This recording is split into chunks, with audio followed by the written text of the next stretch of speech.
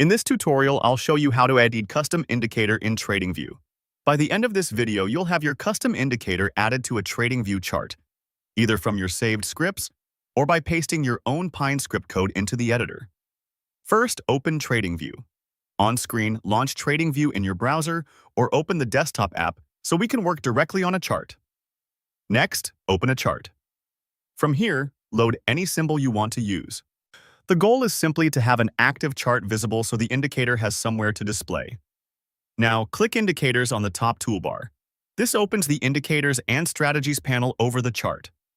Go to My Scripts. This section lists the custom indicators you've saved to your TradingView account. Select your custom indicator, click it once, and it loads on the chart immediately. Watch for new lines, overlays, or a separate pane to appear. This confirms the custom indicator is active. You don't need to change any other settings for it to display. If adding custom code, click Pine Editor at the bottom. This opens the code editor docked under your chart so you can add a new script. Paste your script. Click inside the editor and paste your Pine script code exactly as written.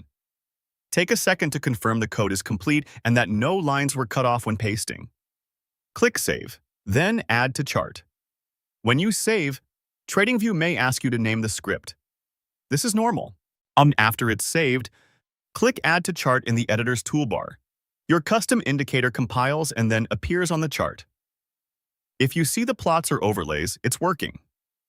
If a compile message appears, read it carefully inside the editor to identify any typos in the pasted code, then paste again and click Save, followed by Add to Chart.